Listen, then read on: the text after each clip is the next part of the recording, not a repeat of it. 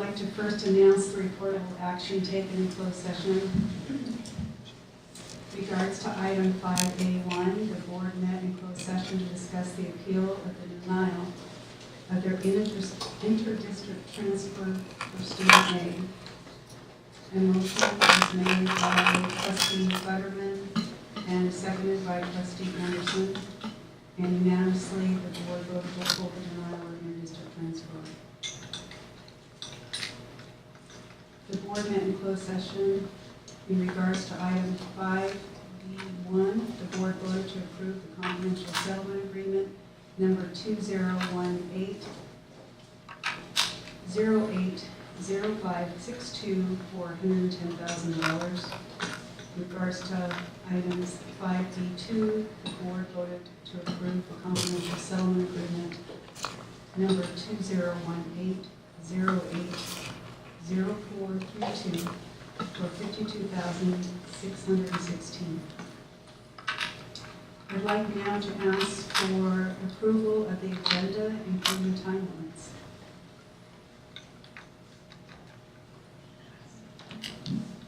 I move to approve the agenda, including time limits. Second. All those in favor, please say aye. Aye. Thank you. Now move on, and I'd like to ask if there's any public comment on the consent agenda. Are there any items on the consent agenda that any of the student trustees or the trustees wish to have removed for open discussion?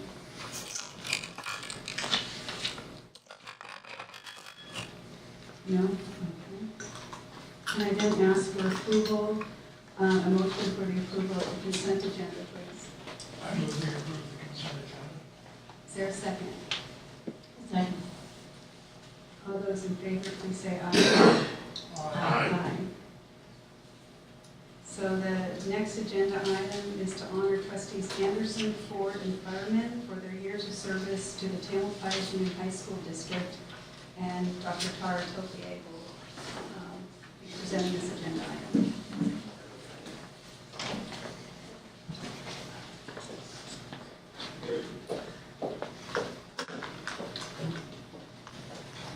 Good evening, everyone. So in recognition of the board members who are leaving us tonight, I just wanted to share a little story. So this past weekend, I was at the Superintendent's Academy in Salinas, and after 3 hours of discussion on Friday evening that focused on some questionable scenarios concocted by the presenters, including several examples of boards running roughshod over superintendents, a fellow Academy attendee asked in full earnestness, "Why would I want to be a superintendent?" And while funny in the moment, it made me seriously reflect on the past couple of months and how much I've learned and how much I appreciate those with whom I've worked. While laying awake at 2 a.m., which is a prerequisite for being a superintendent, I crafted what I would have said to that fellow attendee if given the chance. I was not given the chance. But here it is. Here's what I would have said. I wanted to say to him, he would want to be a superintendent because of all he will learn and the great people he will meet and have the opportunity to work with. People who are devoted to the education of our young people and who give freely of their time and energy. I wanted to share with him that if he has a board like TAM's, he will get to work with folks who are dedicated to ensuring his students and staff have a great place to learn and work. I wanted to share with him that he will work with people who put incredibly long hours learning the business of the district and who spend their weekends reading board packets, attending school events, and campaigning for district measures. I wanted to tell him that when things feel insurmountable, a board member will reach out and say just the right words to uplift you and keep you going. I wanted to tell him that it's as hard as it seems, but also so much more rewarding than he can imagine, because if lucky enough to be selected and work with a board like I do, he will get to serve our youth while working with people who volunteer their time, sweat, and sometimes tears to ensure he can do what he loves to do. And this brought to mind a poem I read recently that went like this. Everything is temporary, almost like a passing phase, some of laughter, some of pain. What we would do if we had the chance to explore what we had taken for granted the very day before. So it's with tremendous gratitude that I say farewell to Laura, Michael, and Chuck, and thank you for allowing me the opportunity to do what I love to do, and I hope I have never taken you for granted. And with that, I have certificates.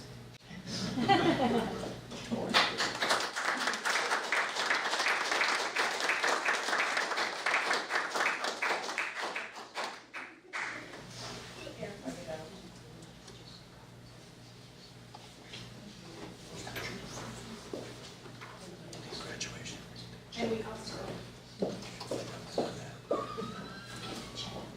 we also have some plants for you, which are behind you on the cards. Yes, succulents. They're good for the indoor environment, and they're hardy, like board members. And we also have some gift certificates for you to Book Passage, because we thought you might need some place to fill all that reading that's going to be gone out of your life. So with that, thank you very, very much.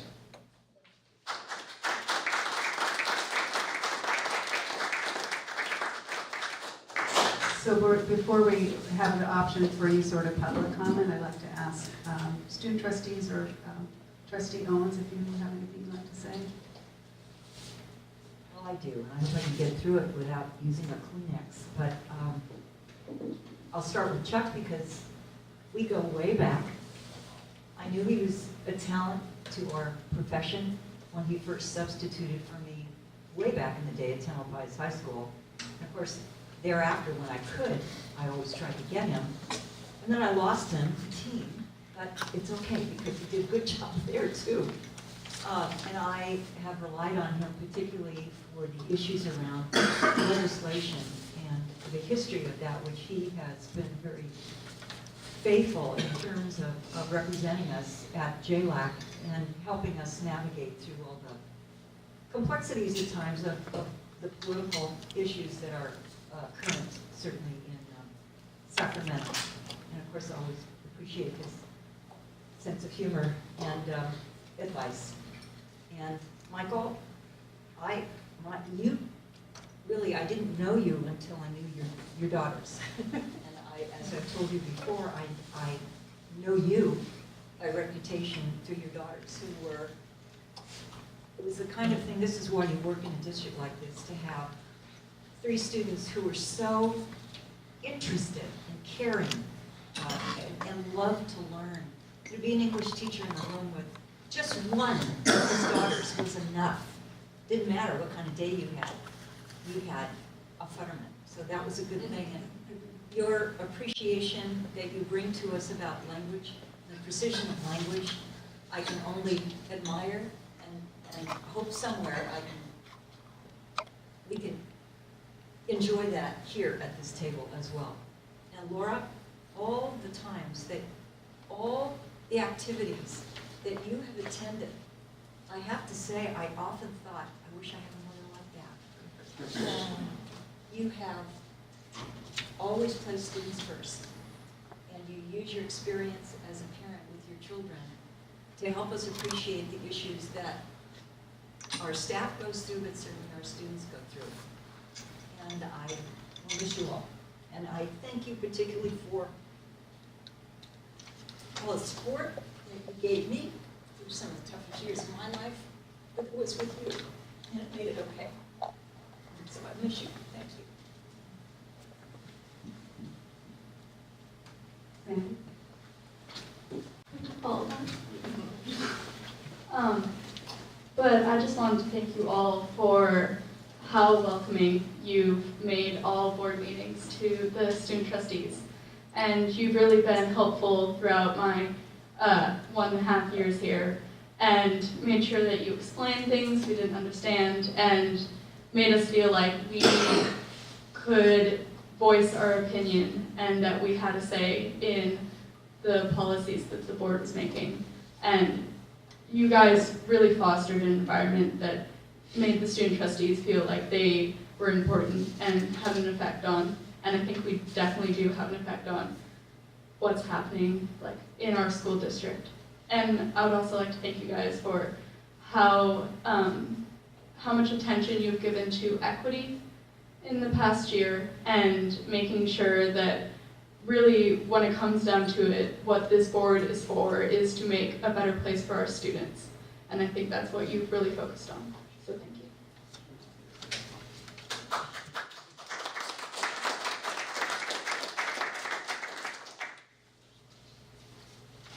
So I would like to echo everything that's been said. I think, as I mentioned earlier, I've been trying to think of what I wanted to say to you. There's just so much to say, but first, a big thank you.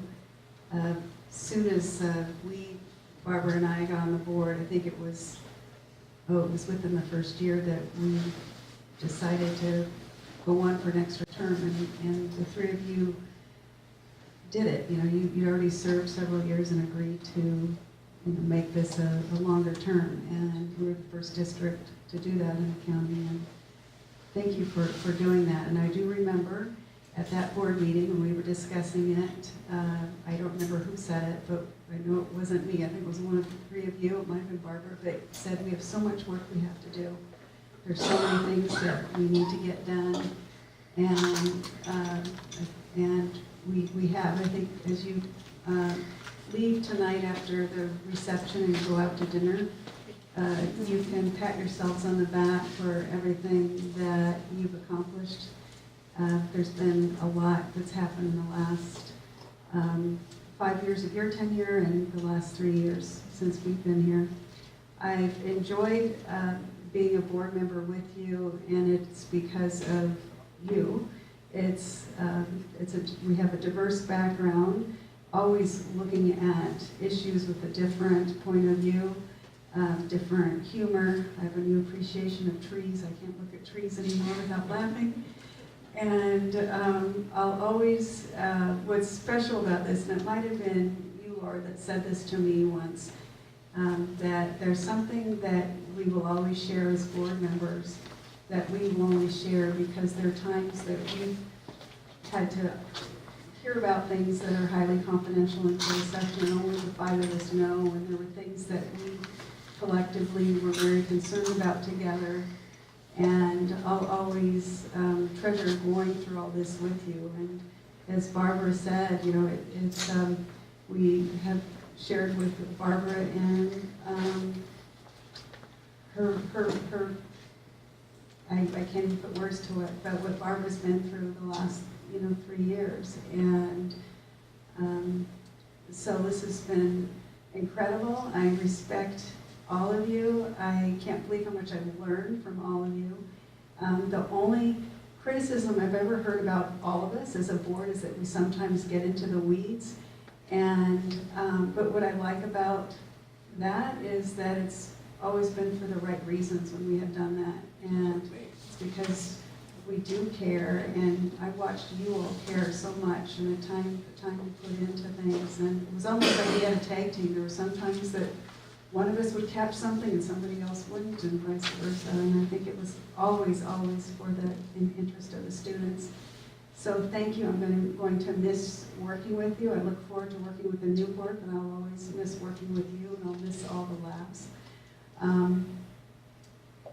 The one thing that I have said before that I am excited about is that because the five of us never get to sit and just go out to dinner or go out for iced tea or coffee or whatever we want to, we can do that now, and we're not violating the Brown Act. So very soon, the five of us will have to get out and celebrate, and we'll actually be able to chat about something that might be on the upcoming agenda and not have to be concerned about the Brown Act. So thank you, and can't thank you enough. Yeah, so I think now's the time, unless there's anyone that would like to speak, we'll recess and we'll have refreshments, but I see somebody here.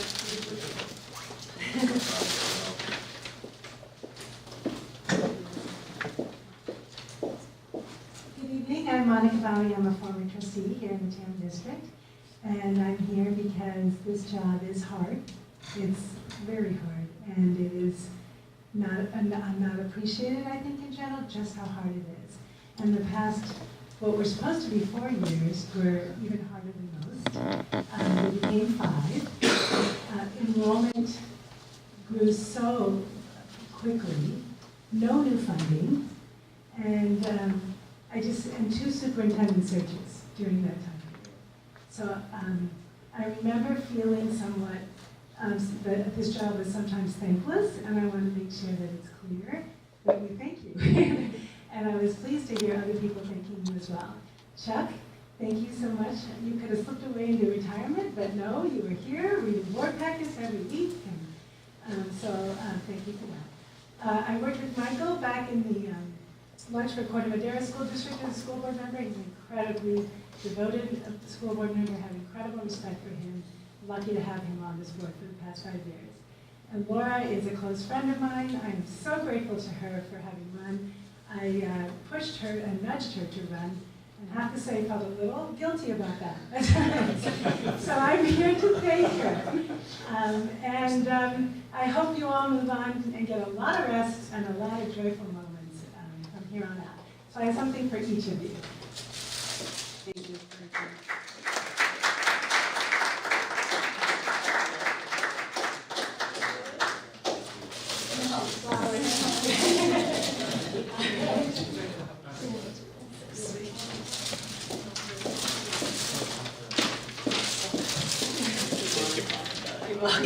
Say something? If you'd like to. Do you guys want to say anything?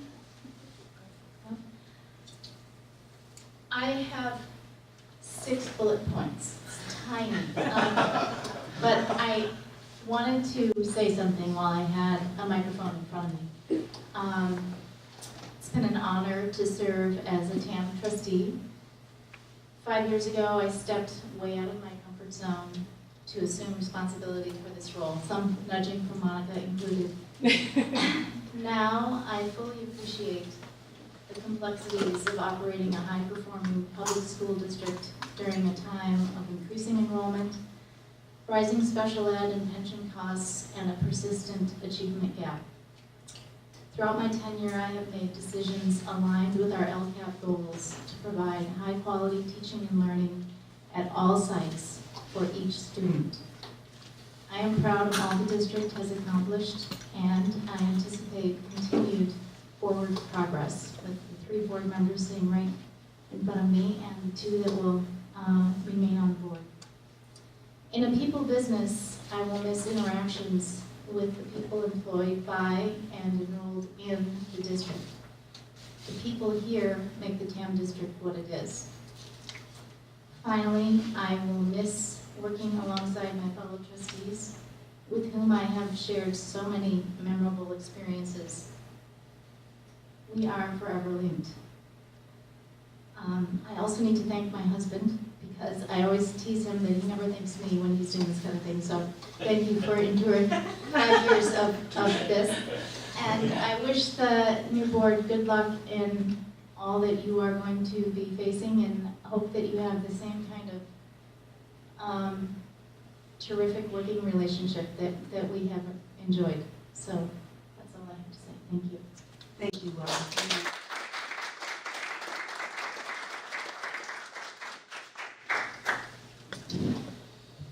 Well, I hadn't expected to be saying anything, but now that I am.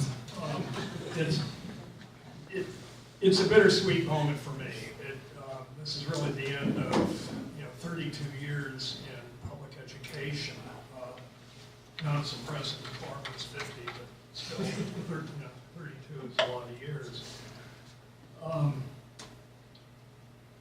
I want to talk about the teaching part of it, because that's what I still miss. It has been one of the great privileges of my life to be able to teach in this district, and I'm deeply grateful and deeply thankful to Chris Anderson, who made my program happen, to Bill Levinson, who let it happen.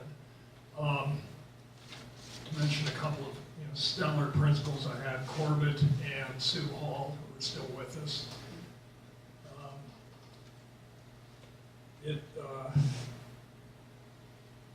I love teaching in this district. I miss teaching in this district.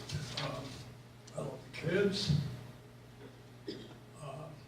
And some of the truly astounding colleagues that I've had, teachers that I've seen that are just, sort of my mouth is open, breathless, like, oh my God, I'm just not worthy. Looking at some of the really, really great teachers that we have here. It's remarkable that the team program that I taught in was allowed to exist.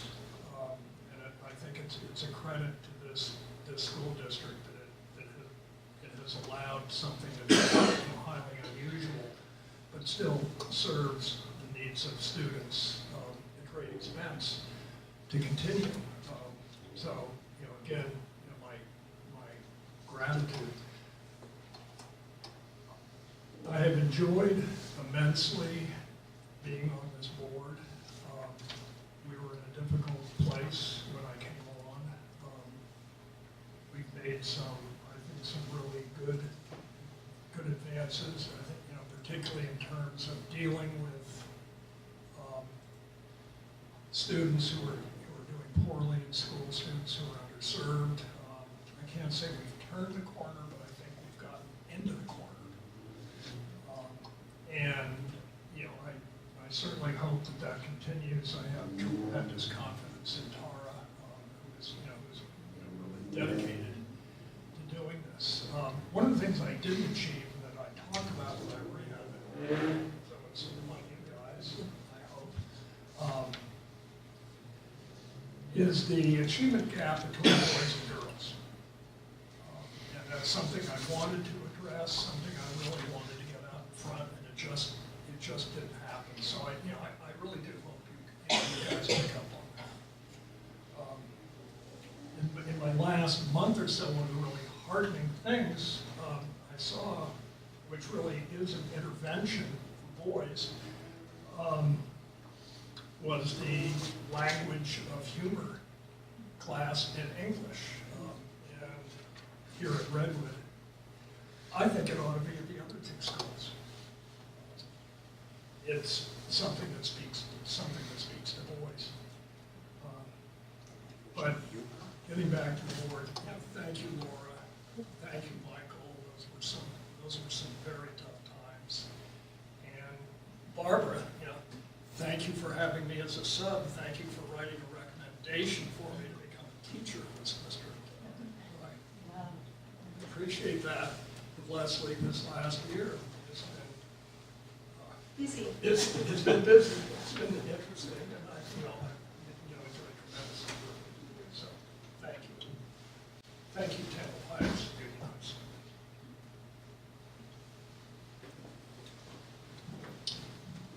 So what you're witnessing tonight is an accurate manifestation of the way we lived these last 4 years, or 5 years, which is that Laura came absolutely prepared. And Chuck and I are speaking off the cuff. It's no less meaningful, it's just illustrative of all of the work that Laura puts in. So I just want to, I feel that over the time that we served on this board, I've probably talked too much at these meetings. I'm going to make this brief. I want to thank my wife, Armel, for putting up with all of this and for being able to celebrate the fact that I'm not going to be doing this starting tomorrow. I want to congratulate the new board members. You are incredibly fortunate to work in a district like this with the kinds of schools that we have, the kinds of teachers and administrators and students that we have. Not every district, needless to say, is like this, and we should never stop reminding ourselves how fortunate we have, and how we have this responsibility of being a steward to see it continue and to improve it. It's really a remarkable place. I want to thank my fellow board members. I don't think I can improve upon what you've said. It's been, I think we've all learned from each other. I think Leslie's right, we all have brought at various times different strengths and different points of view. I do think we are, I think we have been overall an exceedingly high functioning board. And that is not always the case, needless to say. And that when we make difficult decisions and we make easy decisions, I think we tried to listen to each other. That's really valuable. Tara, you're a star. I feel like the last most important decision we've made, which is to hire you, was a great decision. And you provide kind of, you bring the kind of credibility and authority and leadership skills and deep, deep regard for every student in our district that I know is going to make you a success, a continued success. You know, thanks to Corey and Ann for sitting through all these meetings. I can't believe what you do, right? You know, we have a great administrative team, Lars and Corbett, and Mary, and Tara. And, you know, I don't know how many people, you know, that's seen. We have fabulous principals, David. We have teachers who do this every day on a day-in, day-out basis. Today I went by San Andreas and I spent just a couple of hours there just as a touchstone. And I encourage the new trustees to take the time to spend time on campus. It's so easy to get, it's easy just to be in this room and to deal with the kind of issues that float to the trustees and forget what's really, you know, what's really important. Thanks to the student trustees and to our foundations, Karen. And thanks for giving us the opportunity to serve. I know you guys are going to do great. Thank you for running and stepping up. Can I add a couple things? Since I didn't bring a bullet pointed list. This a quick shout out, to my wife who put up with it, the teaching and the board meetings all these years, complaining about it, and to Corey for sending me great kids.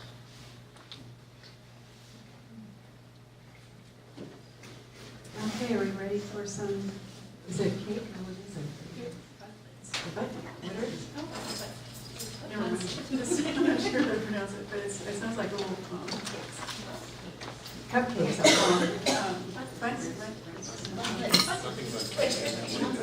Anyway, we'll recess for a couple of session, and it's time for the swearing in of the new trustees.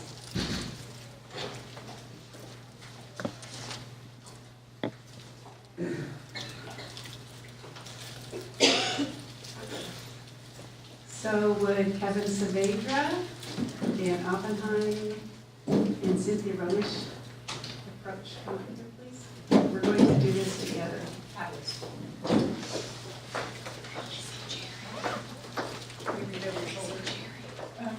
No, you can't. You have to see here. But she did. Hey, but just like 4 words at a time, yeah, for you, 4 words at a time for us. I'll do it slowly. So the way we'll do this is the first sentence will say on your own because it will be I, Dan Oppenheim, I, Kevin Saavedra, I, Cynthia, and then we'll go from there. So I Dan Oppenheim, do solemnly swear. I, Kevin Saavedra, do solemnly swear. I, Cynthia Ronish, do solemnly swear.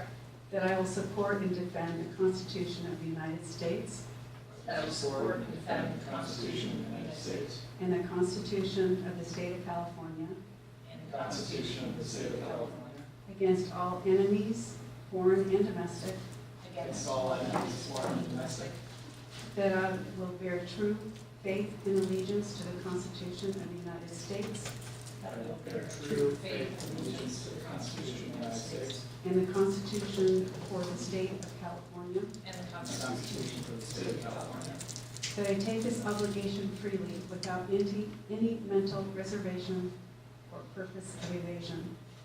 and I take this Obligation. Okay. And that I will well and faithfully discharge the duties and that I will well and faithfully discharge the duties upon which I am about to enter. upon which I am about to enter. Congratulations, thank you.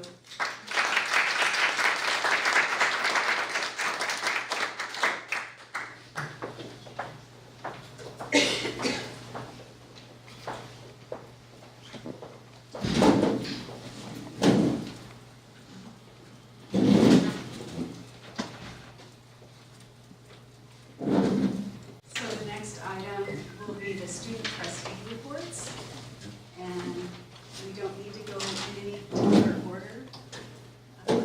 does anyone like to go first? I think that's Maddie from Drake.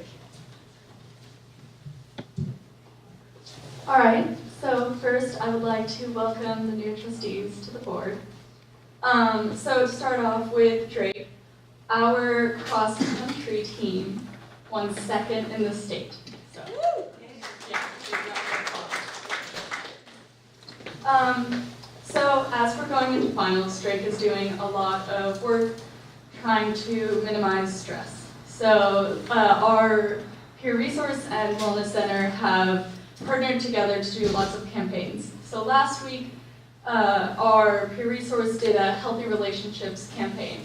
And that campaign was focusing on how to recognize healthy relationships and also how to recognize when someone in your relationship may need help.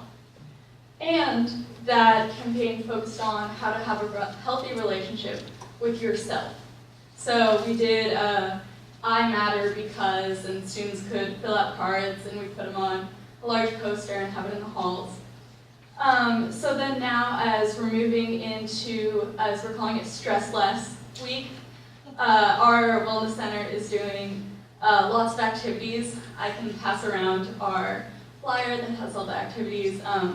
But on Tuesday in the morning, we had a mindful morning where Ms. Hotchkiss is running mindfulness, and our Wellness Center has also sent out a link to an app that can guide you through mindfulness that students find it's easier if you're less experienced with mindfulness to have like a voice sort of talking through it instead of just trying to do it on your own. And then at lunch, we had some dogs come in to help release stress, which is always hugely popular. And then tomorrow morning, we are going to have another mindful morning, and then at lunch, we're going to be making stress balls, and also students, those are like things you can like squeeze to relieve tension, which like actually really helps have something to do with your hands, to just work out that nervous energy, and then putting your focus into a craft can help you sort of not think about finals for lunch. And there'll also be juggling, learning how to juggle. And then Thursday morning, Thursday morning we have yoga available for students, and then at lunch there'll be a craft table along similar lines. And then on Friday morning, finally, we're doing sort of trying to find like inner power and grounding sort of yoga based, but mostly focusing on like self-esteem and trying to find like inner calm and just focus yourself. And then at lunch we're having another pause for pause. So they're coming in and bringing dogs, and students always very much look forward to that, so everyone's excited. And then finally, Drake is trying to make this week an atmosphere of love and support, especially because it is the anniversary of the death of one of our students. So we're recognizing that it's going to be a hard time for a lot of the Drake students, but it's also hard because to recognize the anniversary in a big way would sort of be celebrating it, and we don't want to do that, so we're sort of just focusing on making sure that all the students feel supported and that the Drake feels loving and a comforting place for everyone. Thank you, Maddie. I can go next. I'm Lauren. I'm the trustee for Redwood. So one of the biggest new things going on at Redwood right now is the implementation of our new parking policy. So for new trustees or anyone that forgets, that means assigned spaces for all students, which is new. And so that means that only 350 permits were given out, which is the exact number of spaces we have available. In previous years, we would just give them out to anyone who applied, which was giving out about 800. So there was a big problem with students parking off campus in neighborhoods and blocking people's driveways and just parking places they weren't supposed to. So Another aspect of this new policy is that there's going to be a closed campus. So you can't drive off and go to lunch, which a lot of students were upset about at first, but the parking policy was started last Monday, and people have moved on. It's okay. They're okay with not going out to lunch, and if they really want to, they can still park off campus in areas that you're allowed to park in, not in certain neighborhoods. And you can walk to your car and drive off to lunch, or you can just walk off. So all seniors received a permit just because of numbers, and everyone that applied for a carpool permit received one. And then I think only a few juniors got a permit. So a lot of juniors are finding other ways to get to school, but it's all worked out so far. Campus security and administrators are monitoring the parking lot during morning break and lunch, just to make sure that no one's leaving and that people are parking in the right spots. So that policy has been going really well. And there were complaints at first when it was announced, but I think people have gotten over that. They're still finding a way to get to school, so it's been good. And for people that have a spot, they're obviously really happy because you can get to school a little later. Because one of the other problems with the policy before is that there wasn't really a policy, so people were just getting to school at like 7 a.m. just to get a spot. So that solved a lot of issues with that. In other news, leadership finished their Deck My Room fundraiser and raised over $2,500. Deck My Room is an organization that decorates the hospital rooms of children at UCSF.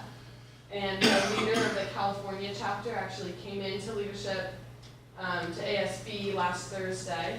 And she received the check and spoke a little bit about what the money's going for and what it meant to them.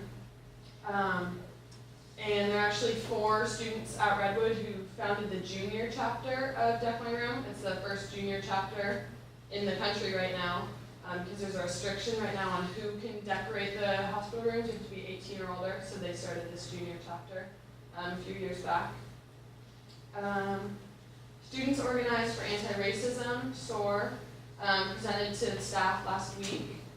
They had a presentation on microaggressions that some other schools in the district had shared earlier in the year. And the presentation it went really well. It was well received by staff.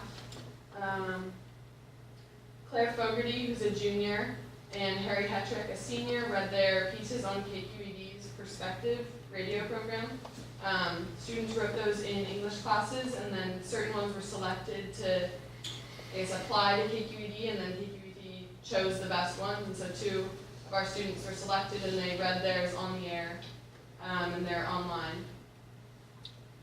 Study week. This week, Redwood's just trying to reduce stress, increase focus on end-of-semester activities and just assessments. Sort of like Maddie was talking about, we have some similar lunchtime activities, making stress balls, dogs come. So that's been pretty popular in the past, so kind of keeping the same thing going. And then another cross-country piece of news, Liam Anderson, who's the top cross-country runner at Redwood, I'm sure you've heard a lot about him. He won the national cross-country championship, I think last weekend or the weekend before. He's the only person from California to ever win the national championship, and obviously the only person from Redwood to do so. I think there's maybe one team from 1970, it was a baseball team that won the national championship, but other than that, he's the first national athlete, so that was a really big deal. It's going to be in the newspaper, so it's a really big deal for him and just for the school. That's a lot, thank you. Hi. I'm the Dolan trustee from Tamalpais High School. And what's your name? Dolan. Dolan. Nice to meet you. Thank you for coming. Of course. And congratulations to the new board members. So TAM, this Friday at TAM, we're doing another TAM Unity Day, which we do several times a year, where we lengthen lunch and we have activities for students to do, and like student bands play. It's very fun for everyone. The winter pep rally, that was has been postponed, it's been rescheduled for January. So for, some reasons. The drone program, CTE, has just finished their production Hay Fever that just closed. And for student council, the freshman elections are happening right now. Great, thank you, and thank you again for coming as a fill-in. Next agenda item is the superintendent report. So tonight, I just wanted to touch base on a few things. One, my December newsletter will be going out tomorrow. And in there, that will include some fall highlights from each of these sites, some of which were mentioned here. A fall sports update and some information on the work of the Fiscal Advisory Committee, as well as an overview of the new state dashboard. The new state dashboard has been, well, it's been the full release, but it's not fully released. Chronic absenteeism rates are still not up yet. However, the new dashboard is up and running, and it provides performance information for each district as well as each school in California. The district uses these data to inform LCAP goals and action steps, and to measure our progress and how we're doing to meet our goals. There's a lot of information on the dashboard, and as I presented it to a few weeks ago to the board, it's really useful. You can look at, it disaggregates data in many ways, and you can also look at how we do compared to the average across the state. So we'll be looking at that a little more closely with our LCAP committee moving forward. I also wanted to mention that this is what we call Quiet Week on most of our campuses, which means there's limited extracurricular activities and no field trips and things like that as our students prepare for finals. And just an appreciation to our counseling and wellness people who are doing a lot to support our students right now. At San Andreas today, they decorated cookies, which I thought was a brilliant de-stressor. Although when I was standing there this morning, Greg Lockenauer asked why the kids couldn't eat them, and I said, you're gonna have kids decorate cookies and not let them eat them? To which Corey corrected me, of course they're gonna be allowed to eat them. I was like, that's like torture, not de-stressing.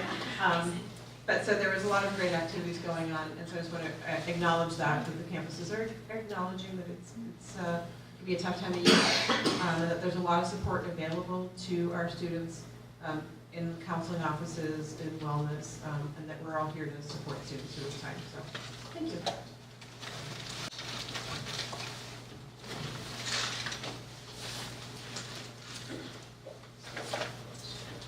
Okay, thank you, Tara. The next section is the trustee considerations. In item A, discuss process for election of board officers, and Tara Topier will introduce that agenda item.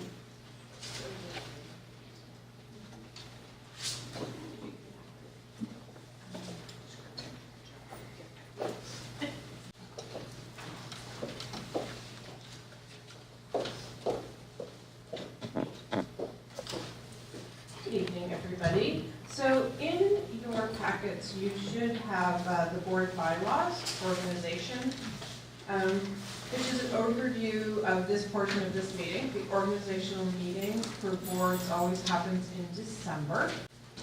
And it is at this meeting that the board amongst themselves discusses and elects their board officers. Okay. So just from the start, the board shall hold an annual organizational meeting within the time limits prescribed by law. So at this meeting, the board shall elect a president and a clerk from its members. The superintendent shall serve as the secretary to the board. The board shall authorize signatures. The board shall, when needed and appropriate, develop a schedule for regular meetings. We have that developed. We also have a board calendar.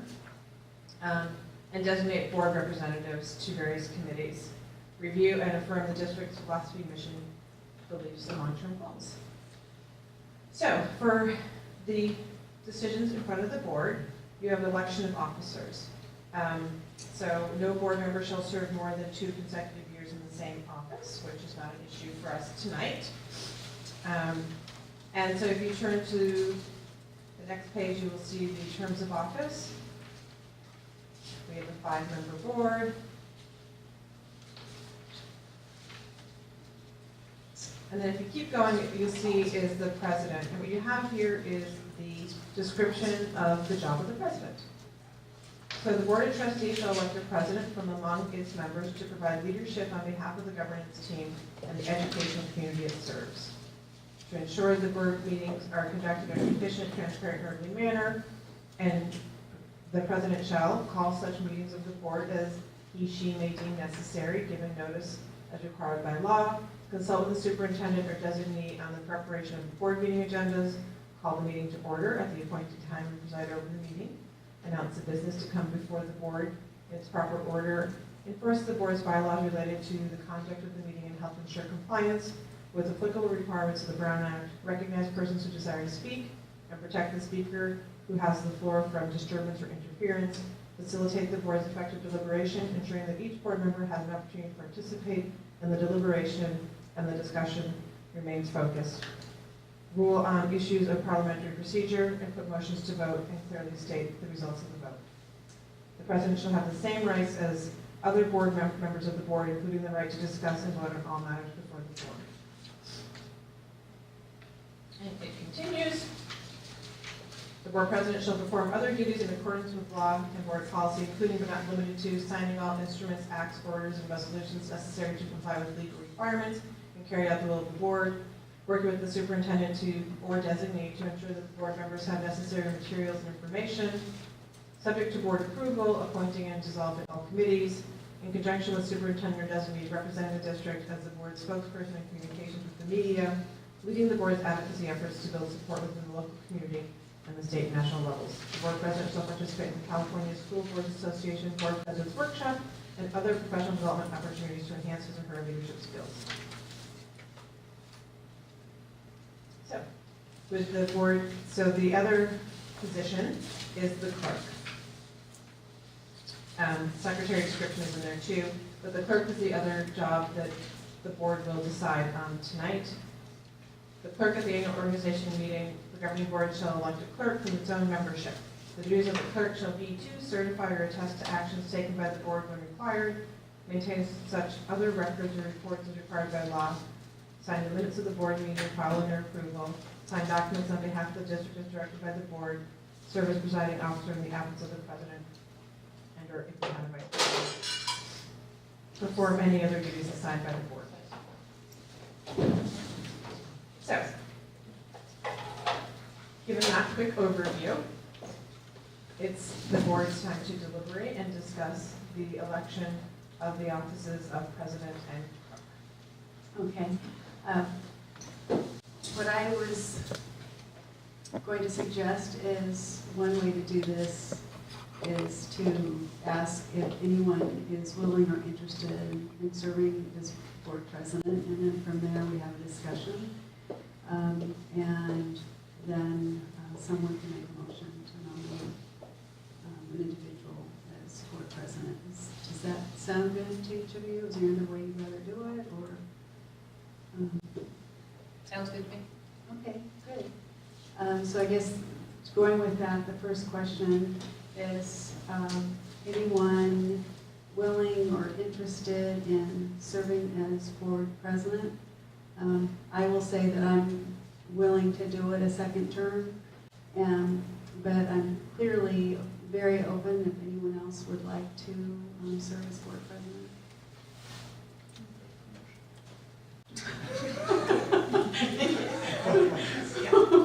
Thank you for being willing to do that, Leslie. Can I nominate you?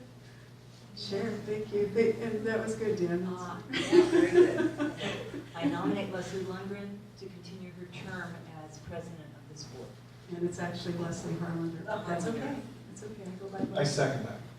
All those in favor, please say aye. Aye. Thank you very much. So now we can go through the same approach with the board clerk. I know that that position, one part of it is that, for instance, if there is a meeting you'll be responsible for running the meeting. Typically, too, the clerk is also, part of the agenda planning process. But does anyone have any questions about the role of the clerk? Is it pretty clear? Who has done the clerk in the past? Who was the? This year it was Chuck Ford, and prior to that, I was the clerk when Laura Anderson was president.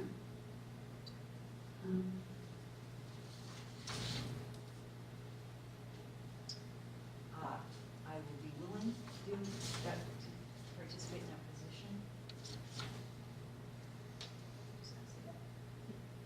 Anyone else willing to?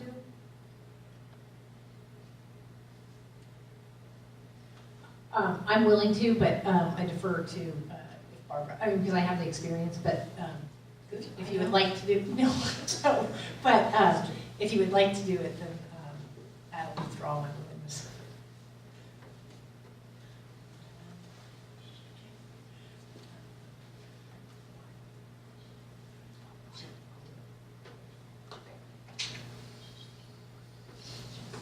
I'm sorry, are you with you're willing to do it? I'll make a motion to nominate Barbara Owens to be the clerk for the upcoming year. Do we have a second? Second. All those in favor? Aye. Okay, and let's see, now we move on to Committee assignments. committee assignments.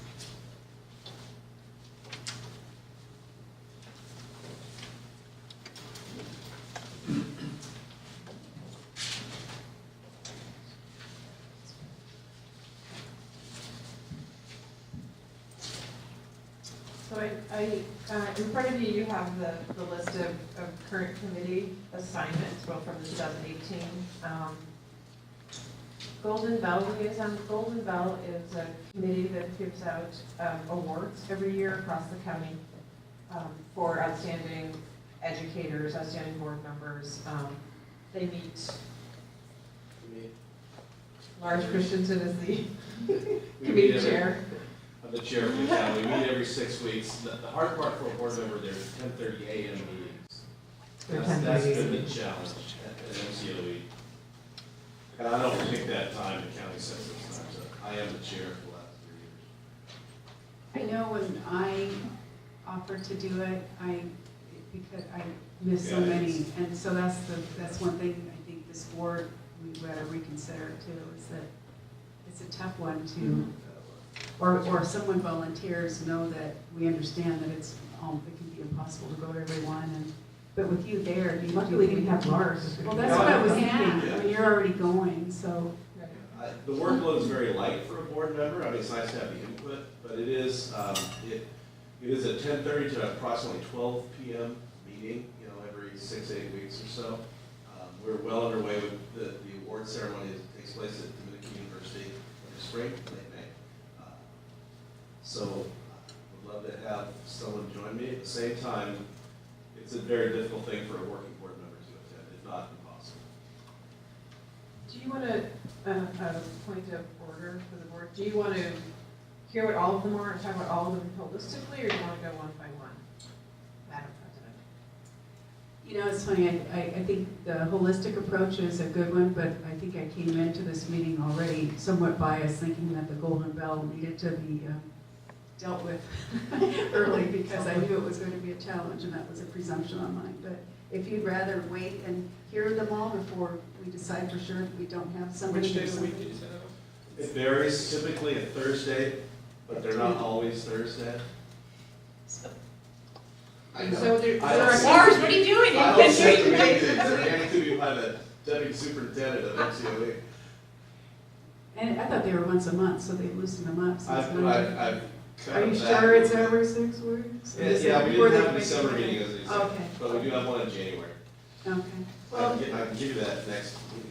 Why don't we hear the whole list, Yeah. and then people can Go decide ahead. what they'd like to do. So the Joint Legislative Action Team, affectionately known as JLAC, this committee does meet once a month at MCOE on Wednesday mornings, starting at 7:30, like tomorrow morning, sorry, 8:30. Right. Starts at, they're at 8:30, they're about 90 minutes, and these, like the name says, these are when we meet with representatives from our local representatives at the state level and their representatives, and discuss issues that are pertinent to the schools and to the districts. This is where we sort of hear what's in the works at Sacramento, what laws are being passed, which ones are not being passed, what kind of impact they might have on us. And we also, this is where we organize our legislative action teams to lobby in Sacramento for things that are, again, pertinent to the districts in the county. I sit on JLAC. Barbara currently sits on JLAC, and we usually have an alternate, who also sits on JLAC. So Barbara was this past year. The Marin County School Board Association representative has also been Barbara. Barbara, you want to speak to? I serve as a delegate representing Marin County in our region, which comprises Sonoma and Solano County as well. So it was just kind of logical for me to do that, and it does make sense. It is more efficient, and we plan a couple of events every year. So we'll be doing that, as a matter of fact, I think, next week. And just as a point of clarification, by assigning somebody to the JLAC committee, it's really that we're relying on that board member to go to meetings and to be able, for the purposes of reporting back, but it doesn't preclude somebody else from going when they can, because I think that's a good clarification. Yeah. It's something I know I would love to go to, but I know I can't commit to saying I'll go every time and be able to report back. Thank you. Student trustee liaison. This is one committee member that we assigned in September, I think, but as the board can decide. And it had been Chuck Ford, and I think Barbara had taken over for Chuck as of September. And then the LCAP Fiscal Advisory. This, again, is to Leslie's point, the idea is to have board members in the room hearing the discussion as observers and non-participants. So Kevin has been on this committee as a participant for the past 2 years, just for information. But Laura Anderson and Michael Futterman have been the board representatives in this current year, clearly no longer able to serve in that role.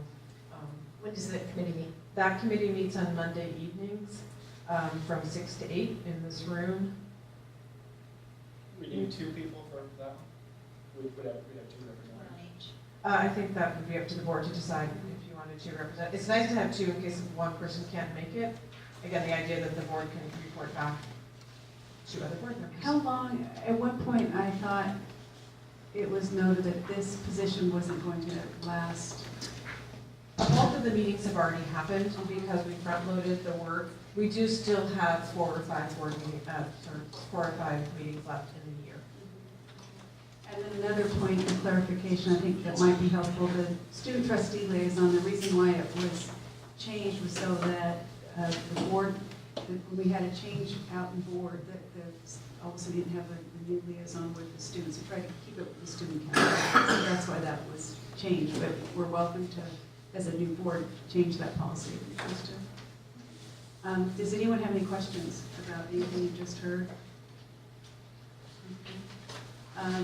We can just go right from the top and go on down. Just keep.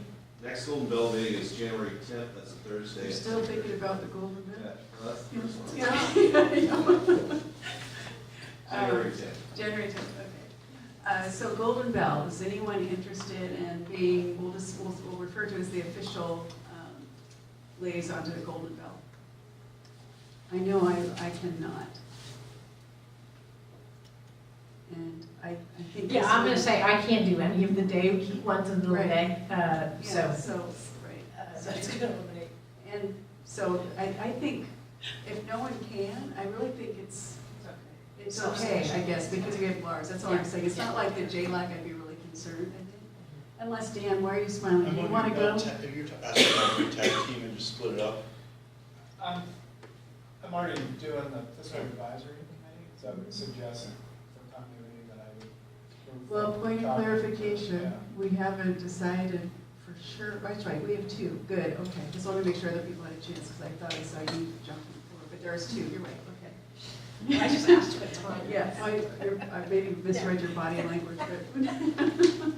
Okay, so you already have that, so you're thinking maybe the two, because you can do that. We did that with wellness, in fact, at one point. So if you think the two of you would want to split the Golden Bell, we've done that. That's really hard. I mean, I don't know that. Quite frankly, Oh, that's easy. yeah, I don't really think we need a Golden Bell representative, unless someone wants to do it. But if you want to educate yourself, then I'll defer go. to you on that one. So when you were saying you wanted to split, I thought you were referring to the Golden Bell when you said you were thinking of No, I'm splitting. suggesting moving from what I'm involved with the LCAP fiscal advisory committee. Yes. Oh, okay, I thought you were talking about you and Dan splitting the role. That's what I missed. I misunderstood you. Okay, so do we all have consensus that we don't need to assign anyone to Golden Bell? I see nods of the head, so I'm We assuming promised to it's- keep you well informed of the Golden Bell developments. Yes, yeah, Canapes, yeah. hours of the reception. Yeah, okay, good. That makes that one easy. Now we're moving on to JLAC. And again, this is one during the day, so it's more difficult to attend, and it's really making sure we have someone and an alternate assigned that can report back to the board. I would like to add that prior to JLAC, I represent the district at the Educator Efficiency Committee that is at 7:30, and then JLAC's at 8:30. And it works really well in terms of continuity. And I think our district has, with Tara's presence now, we contribute a great deal, I think, to that committee.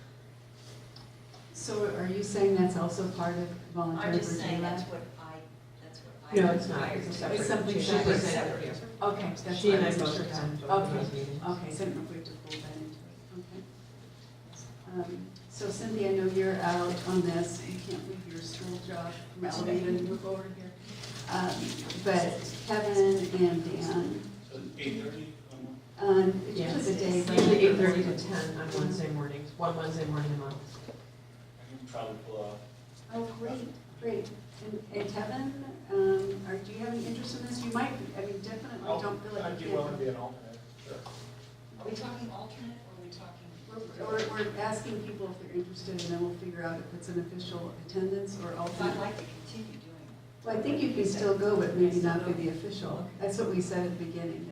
It doesn't preclude anyone from going, and since you're the MCSBA representative, it'd probably be nice if Dan and Kevin are interested to have you be the officials.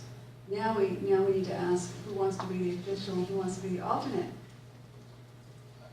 Why don't you be the official, I'll be the alternate. Okay, good. And I'm still thinking that I would be most appropriate for the. Yeah, no, that's good. And people obviously would see Barbara's name up here, people do more than one, so you can definitely keep doing.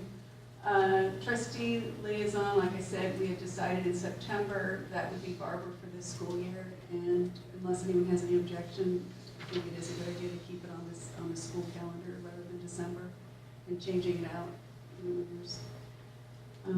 Does everyone agree with that? Do we just leave that as is? Okay. And now we're on to the LCAP fiscal advisory, and it sounds like, Kevin, you're still interested, and Cynthia, is this a good thing? And Dan's interested? It'd be the one thing that I could do, so, given the timing of these meetings, so. I think it'd be good to split them up with somebody overseeing fiscal advisory and someone overseeing the LCAP, because we're running those two different meetings now, right? We are running two different meetings. We have not had a board representative on the LCAP meetings in the past. You are welcome to join those meetings. Because Well, we were, Do you want someone at those meetings? Because, LCAP comes to the board with your recommendation, and then we look at it there. So if a board member is going to, and you're at the LCAP meetings, Yeah. right? And so you Yeah. report back to us, so is Right. a board member going to be in the way? Be honest. maybe. Okay. I don't think we need someone at LCAP. But I think we want to continue with somebody going to fiscal advisory, because that's been what's been happening. I'd like to do that. Dan, do you still want to do fiscal advisory? I know you both, that's your entry to the You don't want to district. take, that's the only one you can take. Okay. Okay, good. So Cynthia and Kevin will do the fiscal advisory Monday night, Monday nights. p.m. right here. Well, it's not every 17th. Monday night, I started No, saying Monday this- nights, but this that's coming Monday. Monday. Yeah, yeah. Okay, so Mary, you got those? That's great, well, thank you, everybody. Worked out well. Good representation. And speaking of which, now we go on to our next item, the fiscal advisory update.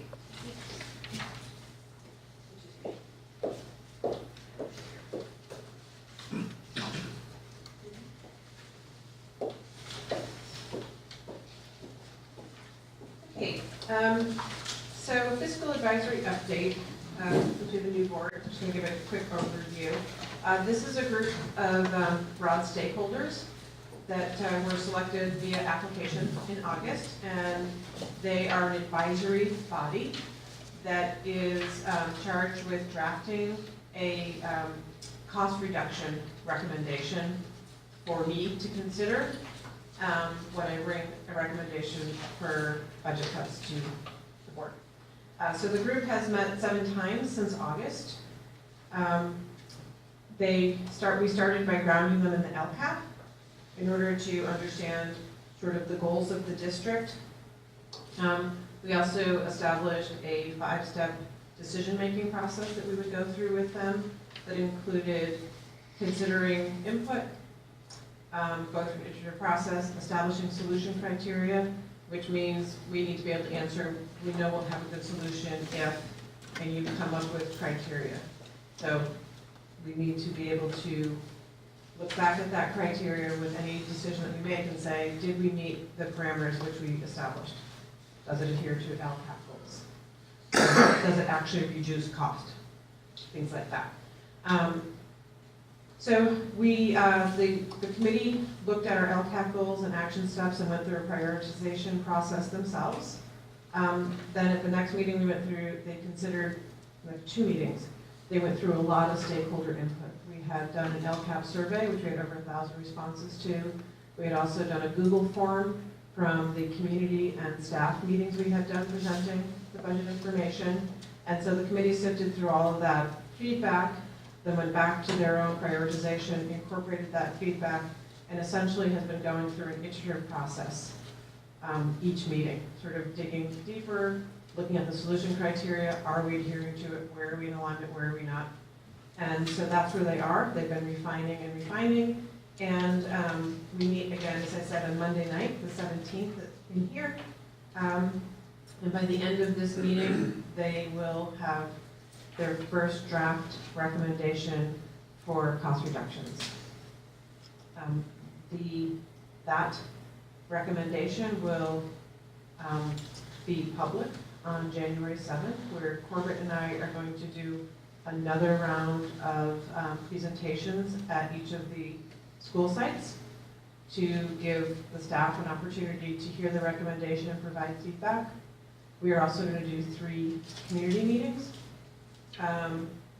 January 16th at 6 p.m. at Redwood, January 17th at 6 p.m. at Drake, January 22nd at 6 p.m. at TAM. All of this information will also be included in my newsletter that goes out tomorrow. Again, this will be similar to the ones we did earlier in the year, where we will provide people the information. We will provide a Google form for people to give feedback. The committee will then consider the feedback that we get from this round and refine their recommendation one more time.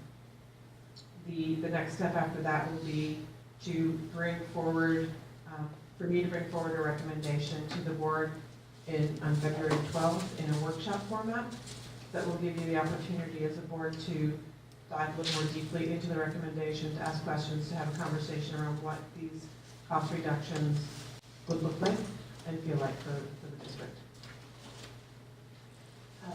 May I ask a question? Absolutely. So the document becomes public on January 7th. Do the board members that attend that meeting provide a summary of the meeting to the board ahead of that? Yeah, I will provide also an update to the board prior to that. And the recommendation at that point is clearly draft. It's in draft form. Right, and it's a Yeah. recommendation to you from the fiscal advisory committee, but it hasn't been Correct. vetted by the board, doing that with further input and then vetting it at a workshop on February 12th. No, I'm glad you asked that question, because that's always the challenge when you have board members on committees having information that the board members don't have. Mhm. Glad you asked that, thank you. Any questions on fiscal advisory?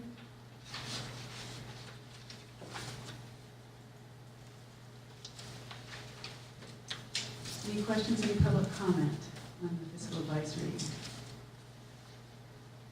Okay, seeing none, we can move on to the next item, which is the first interim budget report, certification.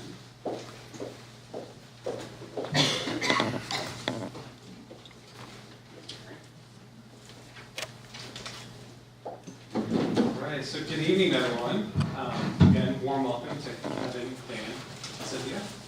I'm going to just jump right into things. It's a longer presentation given the positive news and work done this fall, and on the heels of Tara's presentation. So, of course, if there's any clarifying question, please jump in, interrupt, no problem at all, but obviously at the end, provide ample time for questions and comments. So here we go. First things first, why did we do a first interim report? Well, the first interim report reports actual financial activity from the start of the fiscal year, which is July 1st, through October 1st. So that's the actual activity. And then it projects moving forward through the end of the fiscal year through June 30th. We're comparing where we were in June, the adopted budget for the school year, to where we are at the first interim budget, which is where we're at now. So that's the comparison that we'll be talking about throughout this presentation. It just provides an opportunity to revise the budget. The budget is just a goal, a plan moving forward. We make adjustments throughout the year, and this is a year, or a fall, where we made quite a bit of adjustments in a positive direction. We not only adjust for this current year, but we adjust for multi-year projections. We're required to do a budget update for this current year and multi-years, 2 years out. When you hear the multi-year projection, we're required to do that. And the board is required to provide a certification of the condition of the district. A positive certification means we will be able to meet our financial obligations. Qualified may not be able to, and negative means unable. I'll cut to the chase. I'm recommending a positive certification this evening. Quick agenda. I'm going to talk about a budget reporting cycle, what we will be doing every year moving forward. I want to give a little bit of context where we were in June and where we are in the fall. Key assumptions. Every budget is going to be clear on the assumptions. That drives everything moving forward. So I'm going to touch on that, where we are in terms of revenue and expenditures, what has changed. A lot of conversation about STRS and PERS, pension reform. Give that multi-year projection, where are we going out into the future, other funds, prudence, next steps, etc. So, a budget reporting cycle. I hope you will be seeing this slide 4 times a year, because this is a cyclical nature. Where we are, we're in December. We're in the first interim financial report. Again, I'm reporting on the activity through the fall. Moving forward in January, we'll have the new governor's budget proposal for the state of California. That may be different, maybe not. We'll see. And then I'll come back in March to provide the second interim report for our school district, which is for actual financial activity through December and projecting forward. I'm not going to read that to you because we'll be seeing this a few times a year. I want to give you a little advance warning. Where we're in the fall. This is a slide that many people have seen many times. I think it's important to think back where we were starting the fall.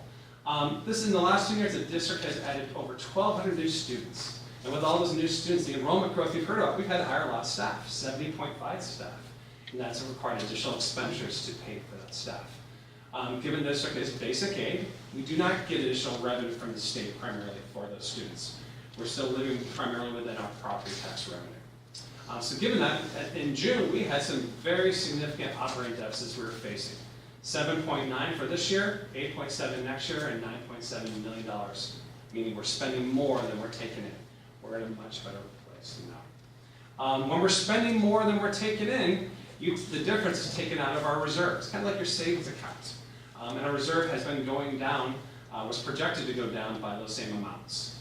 The strikeouts show that some things have changed. We passed a parcel tax in November that's bringing an additional $2.9 million of revenue for this current year and $5.1 million next year and moving forward for 3 full years. That's very positive news. So as a result, the solution you'll see, we want to close that operating deficit of $7.9 million. We rounded that to $8 million. close that operating deficit, we want to reduce costs by $3 million. That's the fiscal advisory work that Dr. Sophie mentioned that we'll be bringing forward to the community for feedback. And the $5 million is the additional revenue brought forward from the parcel tax. Again, striking out if the parcel tax fails because we had a very successful campaign thanks to the very generous support of our community. So there's a little flashback to where we are. A little bit deeper into basic aid versus state-funded LCFF. 95% of the state school districts are LCFF, meaning they're provided by the state. Basically, there's a formula. Their entitlement for revenue is in mathematics. How many students do you have times the dollars per student equals your revenue. Here in the TAM district, we're a basic aid district, meaning our local property taxes exceed what those revenues would be on the LCFF side. So we're able to keep those revenues. That is a very good place to be 99% of the time. The one time it's challenging is when we have pretty significant enrollment growth, which is what we've been experiencing. I did want to add a bullet point to the bottom on the left to see that the TAM district is actually $17 million over the entitlement if we're LCFF. We're deep into basic aid, even with our enrollment growth. So again, some key budget assumptions. We always want to be mindful of our enrollment. We have estimated to have 5,167 students. Our ADA, our average daily attendance, how many of those students show up every day? We have a pretty high degree of attendance in our district relatively. Our ADA is 4,850. That's an increase of 214 students from last year. We're still growing. Our unduplicated pupil percentage, the number of students who may be in free and reduced lunch or may be foster youth or determined as a state worthy of additional funding to help support them, is roughly 10%. But again, the district gets the far majority of funding through property taxes. We do get some supplemental funding from the state, but very, very little relative to our property taxes. Again, financial key budget assumptions. I'm not going to go ad nauseum here. A lot of these are more important if you're an LCFF district. But one line is very important to us, and that is the estimated property tax percentage increases. Again, we're highly dependent on property tax revenue. Those projections come directly from the Marin County Department of Finance. We take those adjustments, they forecast out what they believe will happen in our geographic area, given their read on the economics of the real estate market. You'll see that the Department of Finance is projecting that property tax revenues are expected to decrease in a multi-year projection, and that is reflected in our multi-year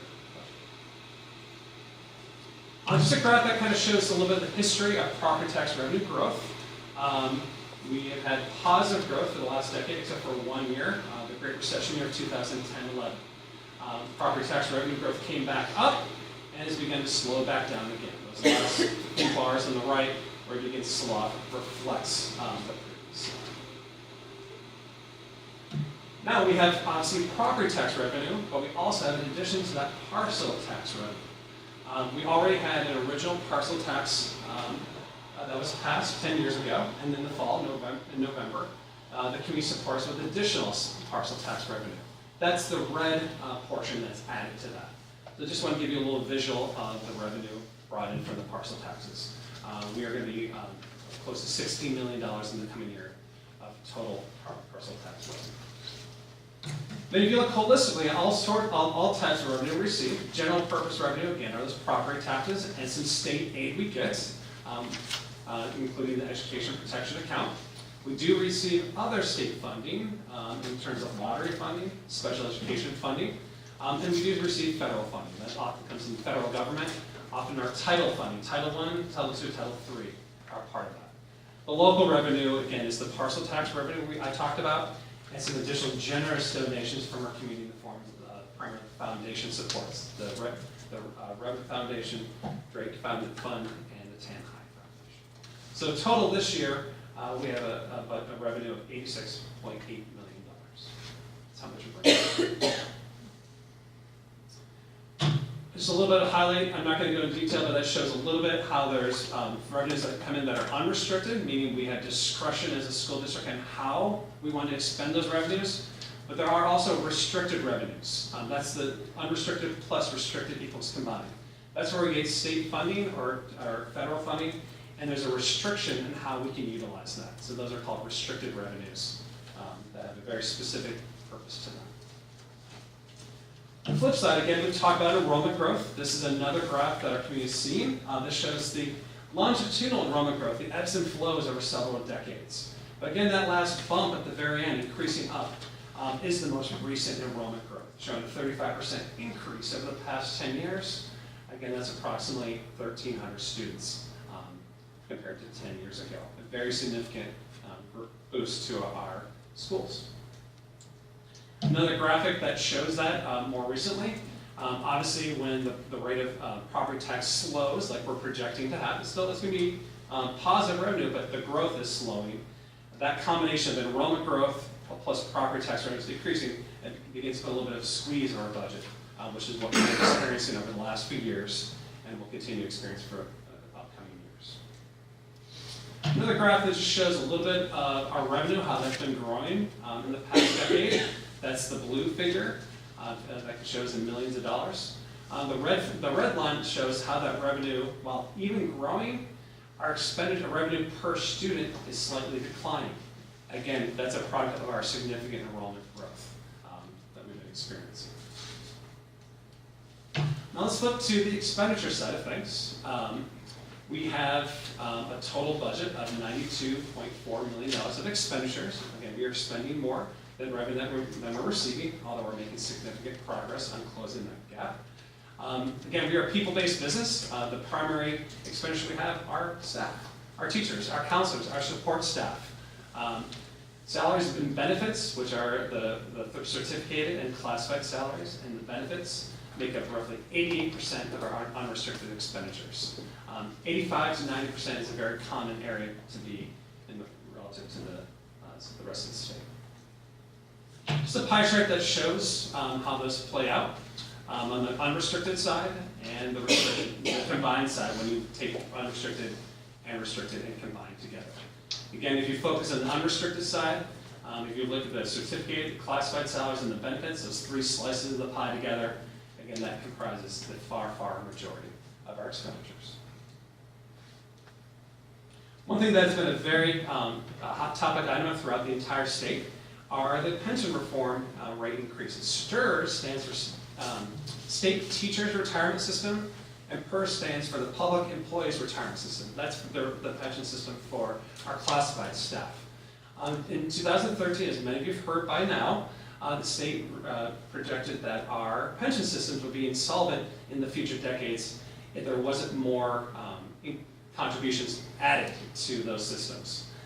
Employees contributed more out of their paycheck every month. The state contributed more, and school districts, employers, I should say, contribute significantly more to that, to keep those systems solvent and to honor the promises made to all of our employees throughout the state. That also impacted us here. Compared to 2013-14, when the pension reform began, the additional rate increases that are shown in the charts below for the district added an additional expense of $3.99 million. Moving forward from this year into 2022-23, when those rates begin to flatten out, will be an additional $2.7 million.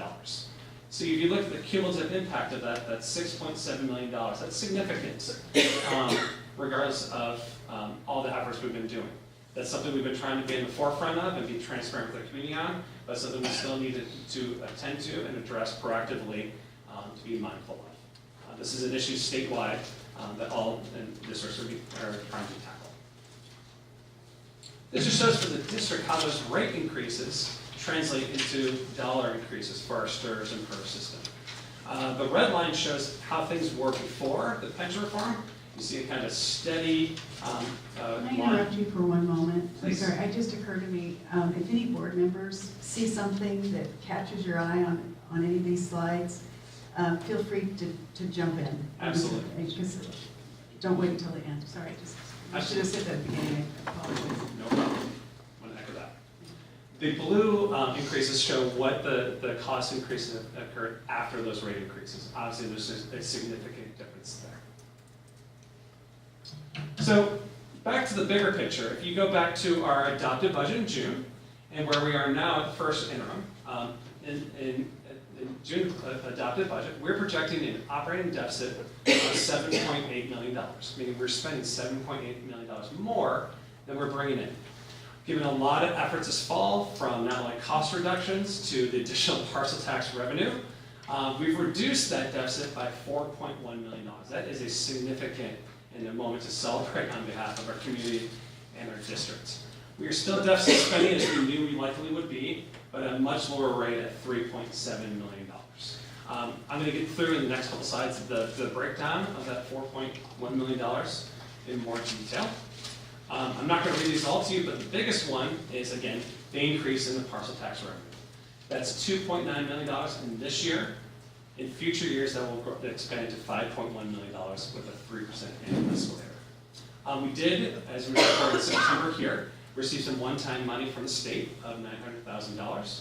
We did fully implement all of the salary increase agreements that were made for last school year with all of our labor groups. We had a decrease in time about this current school year beginning to tackle that. We've combined the senior director of curriculum position with the TAMSCAL position to reduce expenditures. That saves roughly $151,000. The school sites have tightened their site budgets by roughly 25%, which is $300,000. Our department budgets have also tightened their belts 10%, another $300,000, and we did not replace the assistant superintendent of ed services when she was promoted, which has some savings as well. Moving forward, we have had some additional expenses which do happen throughout the year. We have had to hire some additional staff throughout the school district, 2.7 FTE certificate staff throughout the site. We have had to increase special ed transportation costs, students who because of their learning needs, need help getting to school every day. So we've had an additional expense there. There have been some, we've decided to add a CEC special ed classroom at Drake High School. While that has some additional expenditure of $262,000, we're doing that because A, it provides a great service to our students, and because of past history, we project that that'll be a net savings in the future to our district with reducing some special ed costs that have occurred over the past few years. We also have recognized some revenue from community education over the summer. The community is very big in the summer. We brought those revenues back in, and we've cleaned up some things that happened in the past with adult education in terms of transfers that weren't fully processed. The former superintendent had a housing loan. We brought that loan back in with some small interest. And there's been some other net adjustments to IT facilities of roughly $150,000. What does that mean, reverse transfer out to adult education? My question. Great. So we projected at unaudited actuals in September that there's a need to transfer out $192,000. We realized that the part of it was some of my processors, there's some change in how that was accounted.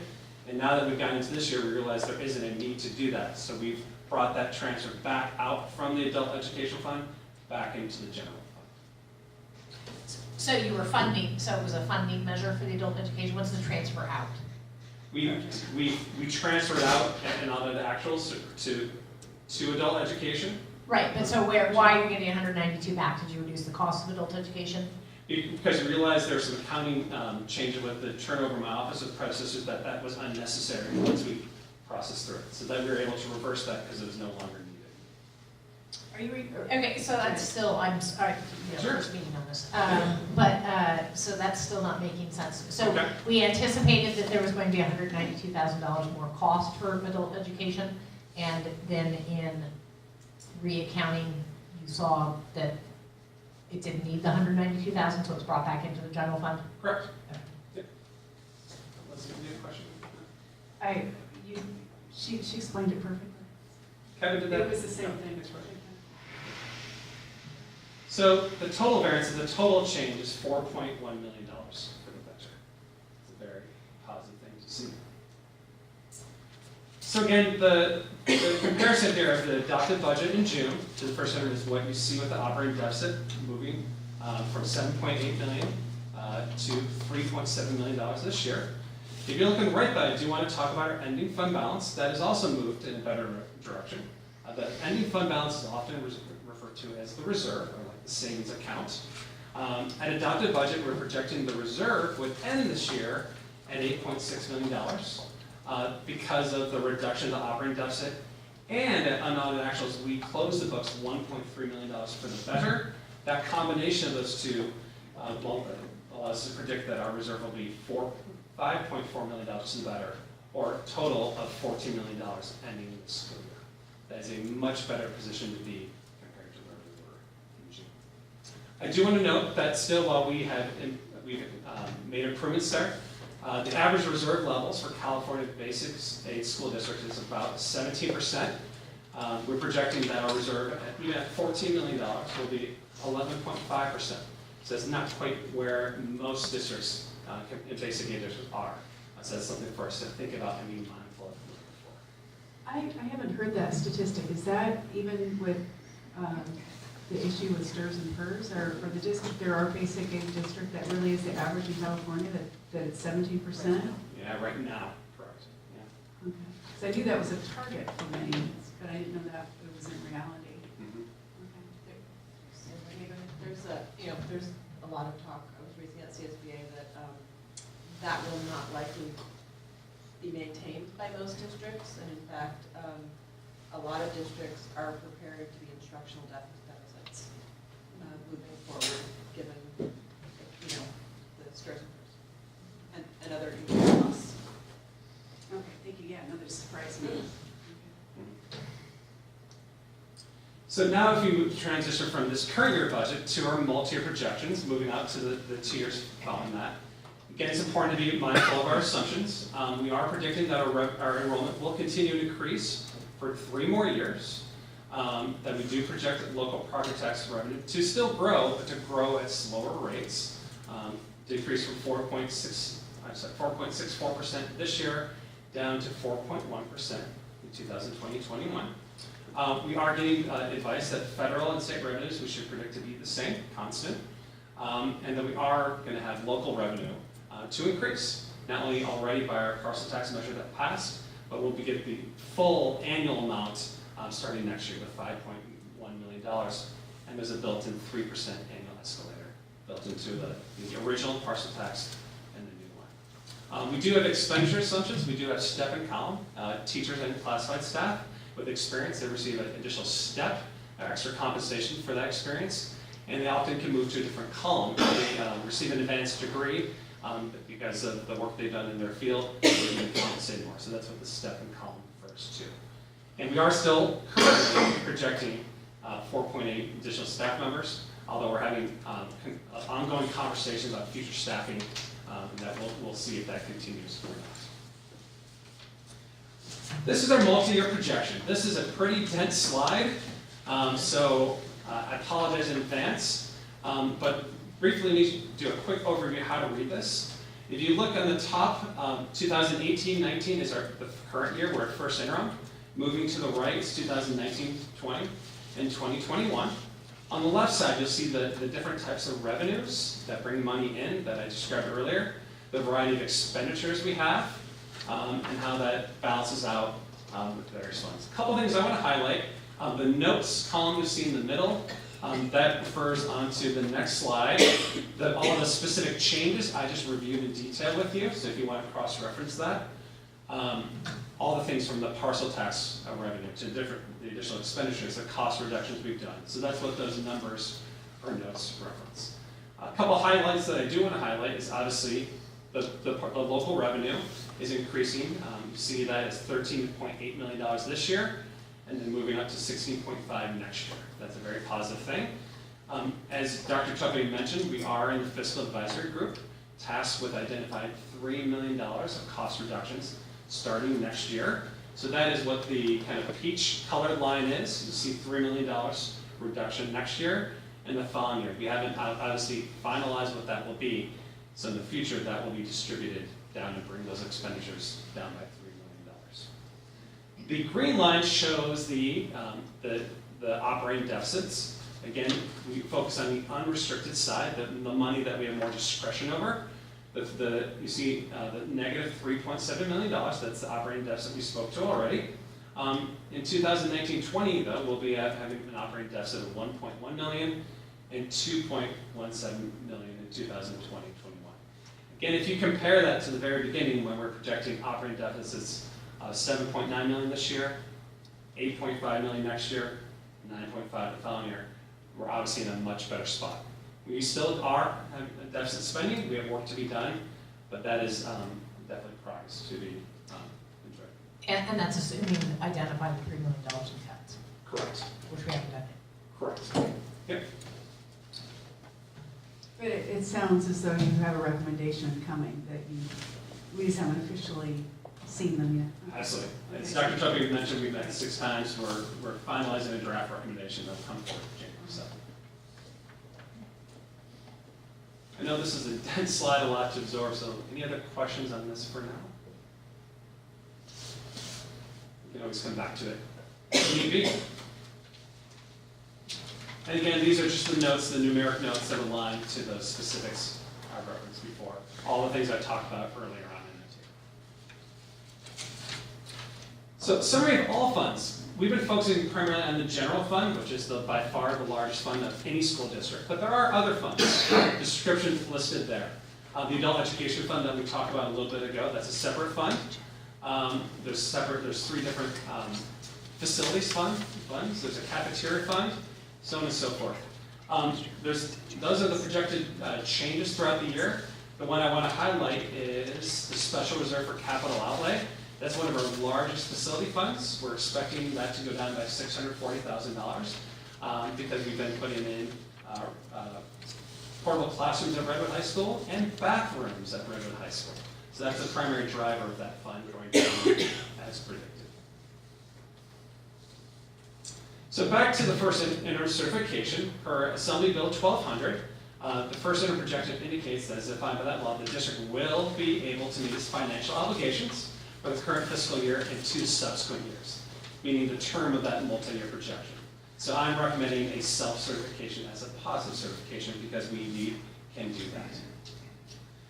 Moving forward, before I answer questions, things to be mindful of in the big picture. We still do have increasing enrollment for 3 years moving forward. While that growth is slowing, we do have still increased enrollment growth. We do want to be mindful of our property tax estimates. That revenue is again, predicted to decrease in terms of the growth rates. We confirm that every year, though, with the County Department of Finance. And just like every economy, there's eventual ups and downs. My understanding is in June, we'll be in the largest economic expansion that the country has ever experienced since World War II. We're due sooner or later for some sort of recession. So that's something to be mindful of, that sooner or later our economy will contract to some degree. Talked about the STIRS and PERS increases have still increased beyond faster than our revenues have. And there is a statewide trend of special education costs increase. Again, increasing beyond what our revenues are. That's what's identified as an unfunded mandate. Again, we still do have a continued deficit spending trend, even with the supplemental partial tax revenue and the planned expenditures reduction of $3 million vis-a-vis the fiscal advisory group. Key dates moving forward. Again, as I mentioned, the new governor will propose his budget to the state in January. As Tara mentioned, she will be presenting the fiscal advisory recommendation to the board in February. In March, I'll be back here giving you your second board update, budget update. April, we'll have some LCAP work. We'll be bringing that to the board for feedback in the county office. And in May, I'll be beginning to bring our preliminary budget for the next school year forward for feedback. That'll be inclusive of the superintendent's recommendation from fiscal advisory. The governor does have a May revise where he adjusts his budget proposal based on what the legislature thinks of that budget. And then finally in June, we adopt a budget for next school year along with the LCAP. So that is just some upcoming key events. Before I end and conclude this long presentation and hand it over to you guys for questions, I do want to thank the business office staff. They've been tremendous working with me, supporting me in my transition. They work diligently every day to keep our numbers accurate, so I want to give them a special shout out. With that, I'll love to answer any questions. Do any board members have any questions? I mean, you'll have a chance again, student trustees. Let me just ask one. I thought I saw a slide. Okay. Why don't we let Cynthia go and then you go? First of all, thank you. This was a very informative presentation. I appreciate that you would read all the slides to us. So, so a couple of things. You referenced the CEC classroom starting at Drake, and that's going to be a net cost or expense going forward. Is projected to save us money going forward.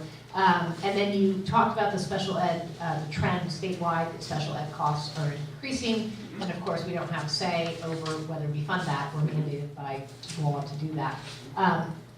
are the increases that the TAM district's facing within the range that the state is looking at, or are costs going up higher? If you know, you didn't have the percentages on there, but, because you get some districts that are magnet districts for special ed services, because they do a really good job. And so I'm trying to figure out where we fit in there. Well, there's more digging for us to do, but we've been paying very close attention to special ed costs for the past few years. It has been growing significantly over the past decade, but Amir Mustafa and West Cedars do a tremendous job trying to figure out different ways, A, to support the student, but also make sure we're using those resources as efficient as possible. The CEC idea, I think, is a great creative example of that. At Tamalpais, where I was last year, that is a net savings of $560,000 every year. And it's a win-win for the family. The students brought back from NPS placements often, served in support with our staff. We get to care for them. And that's the same idea why we're looking to expand that at Drake High School. Is it comparable? I haven't done it full transfer. Yeah, it's comparable. But of a workshop I went to, I felt like there are a lot other, where I learned from other districts in the state, they're going through very proportional increases. Yeah, I'm gonna let Tara chime in. Yeah, and we are paying attention. Our contribution from our general fund is slightly higher than the average within the county, and we're looking at those costs. When we did an analysis a few years ago, it was particularly the increase in non-public school placement costs that were driving a lot of our increase, which was the impetus behind us creating the initial CEC and why we're continuing to look at that. So we are slightly above in the contribution, but we remain right around 10% identification, which is a little bit better than the state average, and we tend to exit kids more than we identify. Yeah, well, just to give the new board members a little background, in February, I think it was just 2 years ago, this coming February, we had an audit done on our special ed program. So Maddie, you were up next. Is there any way that people have been thinking about being able to lower the stirs and PERS, or are those really just fixed expenditures we have to work around? Well, the rate increases that I showed in that table, those are fixed, those are established by the state legislature. There are ways for us to look at reducing our overall costs in those areas. So that's something we want to be mindful of. Every single hiring that we have right now, we want to make sure that's needed and necessary because of our overall place. And so if we have additional staffing that maybe not necessary, by not having additional staffing, not only are we saving on the expenditure in terms of their salary, but we're also having savings in their stirs and PERS as well. So those go hand in hand. So we're being very mindful of that as a way we can take some control and try to reduce those stirs and PERS overall costs, but we don't have any control of the rate increases that's established by sector. And in terms of the last page, we've got the uncertainties and prudence there. Is one thing for us to consider going forward is just that June of 2022, we've got about a sixth of the budget that expires at that point, essentially, right? There's $17 million of a $100 million budget. Yeah. Okay. And then also presumably working to rebuild the reserves to a better level. Conversations to be had. Absolutely.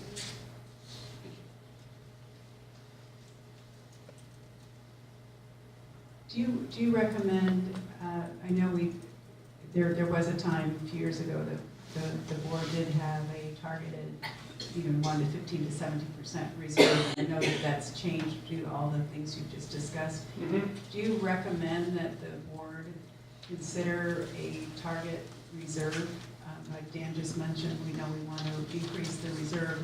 When will you have more information that you could do something that made sense, or do you think, how do you propose to move forward with that issue? I would, personally, I do think it's worthwhile a conversation to have. I don't know exactly when. I think there's some work our focus was on to stop the bleeding bleeding and change the curve. Can't reestablish a reserve until we stop the bleeding per se, but as you can see, we're getting closer to that point.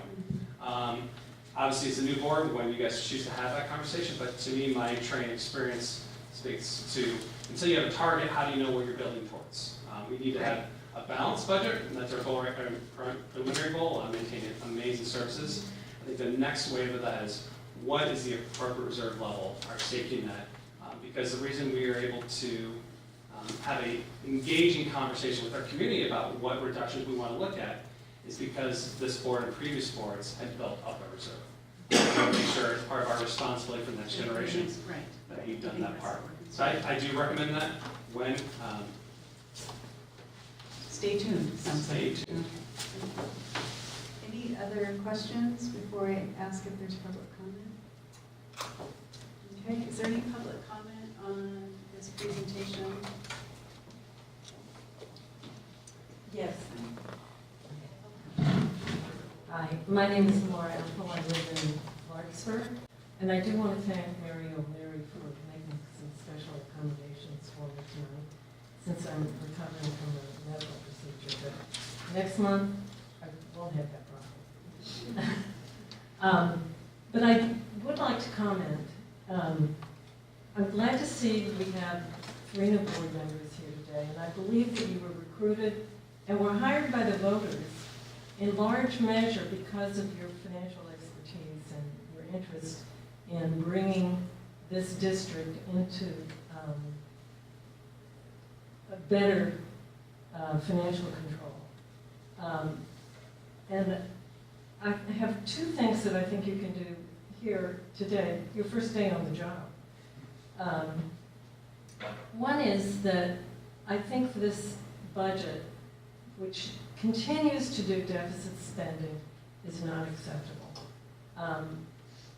I know that management was prepared for the possibility that the parcel tax would not even pass. And so there are additional possibilities for bringing this budget under control. And I would like to see the budget not to be another budget that has deficit spending on it. And I hope that that's something that you want as well. You have a second opportunity tonight, which I think you're probably not going to ask for public comment on, but I'm going to comment on it anyway. Toward the end of the evening, you'll be meeting with your labor negotiator. And make no mistake about this, he has conflict of interest. Now typically, and Lars knows that this is not anything personal, typically a conflict of interest is timed a little differently here. Usually your labor negotiator makes a deal with the union, and then he benefits from having the same deal himself. Well, here the timing is a little different, because just a few weeks ago, Lars got a new contract for himself. So I can imagine that the discussion will go more like this. Well, Lars, you got yours. Where's ours? So I think you have an opportunity now to give guidance to your labor negotiator, to make sure he tells the people he's negotiating with that this is not business as usual. And I can see it happening because it's happened here in the last several months. And I hope you will give him guidelines that he can live with, and he can show that the unions that he's about to negotiate with, that this is not business as usual. And if he can't do it, we'll get somebody who can. I think he can do it with your guidance and your insistence on having the right kind of guidelines. So you can do the job you were hired to do. You can improve the budget and give guidance to your labor negotiator. Thank you. Thank you. Any other public comment?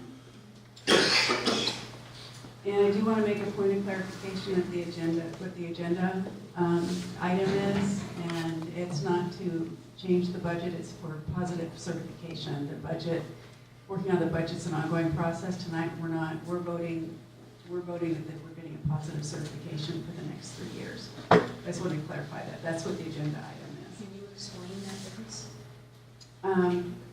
Do you want to do that, Corey, since you did it at the beginning of the, or Corbett, sorry, at the beginning of the presentation? Sorry, I understand, and that's why I know he'll do a better job than me.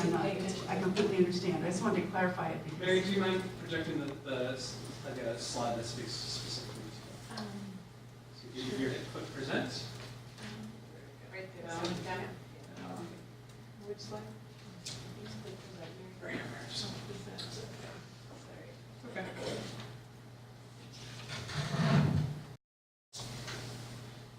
So for all for interims, the first interim and the second interim, the board is required to certify as a positive certification, meaning we can meet all of our current fiscal obligations, our contracts that we have with our groups based on enrollment for the current year and the positive year. So I am recommending positive because what this budget should reflect that we can do. So that's what I'm recommending. Thank you. Thank you for that clarification because it does get at the gist of what I want to talk about here. So first of all, just very briefly, welcome to the new board and to the returning board. I know that you have a commitment here to the long-term fiscal solvency of the district, and I understand that that's job one here. And I'm optimistic that you'll rise to that challenge. I am concerned, and will echo what Laura said about whether this is part of a positive certification or not. I am concerned about a multi-year budget that has ongoing operating deficits. And whatever the process is for the board to weigh in on that, I think it's really important to send a message this is not acceptable. Measure J passed with the support of myself and Laura and a coalition of sensible taxpayers and 70-some-odd% of the citizenry. But I think the leap of faith was that it would be carefully spent, that it was absolutely urgent in any event, but that there would be some division of the money between operating budget and reserve rebuilding. And I would like to see $1 million a year going into reserve rebuilding rather than pulling it down at $1 to $2 million a year. In that circumstance, you're just headed back for the fiscal cliff. I also urge everyone to go back and compare the 2018-19 adopted budget versus the first interim, and you'll see that how the magnitude of the placeholder cost reductions that have been eliminated here as we move from June to the present because of Measure J. I think a discussion has to happen around that. I will point out that we are headed probably into a period here of further decelerating, maybe more than is in this budget, or maybe even falling of property tax revenues. Since the spring, 3 of the 4 last months linked quarter have shown declines in property value sales, according to CoreLogic. I don't see us on track. It's plus 4% once we cycle around to the top of what may have been the top of the market. Stock market is also looking red. You've got a sixth of the budget that's going to be potentially at risk in a handful of years here, and you're going to need to go back before the voters, probably within the next couple of years. And I think it's really important that you go before the voters in a situation that's not kind of a game of chicken, because you might be on the wrong side of that. So we've been supportive of you to this point, but I think that the expectation now is that it'll be fiscally responsible, and I think that's the stewardship check for this new board and for the new management that we also have endorsed and tried to give a good chance to do the right thing. So, Thank you. Thank you for your comment. We can discuss as the board any questions before we take a vote, but we're not commenting. We can talk to each other. Any other public comments, student comments? Okay, before we have a motion, it sounds like Trustee Owens wants to have a discussion with the board. I really, it's not for discussion, I really like your recognition to Mimi Willard and the Cost Group for having won an award based on many other organizations that do your work. We're going to stick with the agenda item now. And so does the board need to have any further discussion on this agenda item or any questions before I ask for someone to make a motion? And I don't see anyone requesting that, so I'm going to ask if I can have a motion to approve the 2018-19 first interim budget report and positive certification. So moved. Is there a second? Second. Thank you. Can I ask all those in favor, please say aye. Aye. Aye. Are there any nays? No, seeing none, that motion passed. Thank you. We'll now move on to item G, and that is to hear report on developer fee accounting and adopt resolution 18-15, and this will be a roll call vote. Thank you. Thank you, Corbett. So this is going to be a new item for the TAM district, but this will be an ongoing item moving forward for the foreseeable future. Before the 2017-18 school year, the board passed a resolution allowing to accept developer fees. Developer fees are when, in layman's terms, when a construction group builds maybe residential condominiums or apartments or housing area, they need to provide some funding to the school district because ideally, obviously there's going to be students who are going to live there, more students come to the school with more expenditure. So they have to pay what's called developer fees that the district can capture to pay for one-time expenses like portable classrooms, furniture, etc. So in the 2017-18 school year, the TAM district created Fund 25, which is officially named the Capital Facilities Fund. But that is the fund where we capture developer fees for all construction in our geographic area. Those facilities fees are brought into that fund, and then we expend that to pay for those one-time costs. As you may have seen in the Redwood parking lot, we added some Redwood portable classrooms over this past summer, and that was the primary use of that. I'm not going to read this resolution in detail to you. But it's in compliance with government code related to this. I'm affirming that we are in compliance with that. I do want to highlight under number 3, letter C, because I believe that does speak to the crux of what this is. The purpose of the fees is to finance the construction or reconstruction of school facilities necessary to reduce overcrowding caused by the development for which the fees were levied, which facilities are more specifically identified in Exhibit B. Mary, if you do flip to the backup, there is just a financial backup report that shows where we expended these fees. If you go back to the agenda. Here you are. That's it. If you just scroll down. Oh, sorry. Is it there on the resolution? It is. Okay. It's in the resolution, Mary. In the resolution? There you go. And then if you just scroll down on the right. Thank you. How far? Keep going. I think it's page 3, I believe. No, 4. Sorry, one more. There we are. No worries. So we collected in 2017-18, those are called revenues, developer fees of roughly $211,000. We expended them in various areas. The far bulk of them are in books and supplies, which is why it's not technically books and supplies. Those are any tangible equipment or furniture we may have bought. And capital outlay. Capital outlay are larger ticket expenditures like the portable classrooms themselves and construction that goes along with that. So we spent a total of $452,000 out of that fund.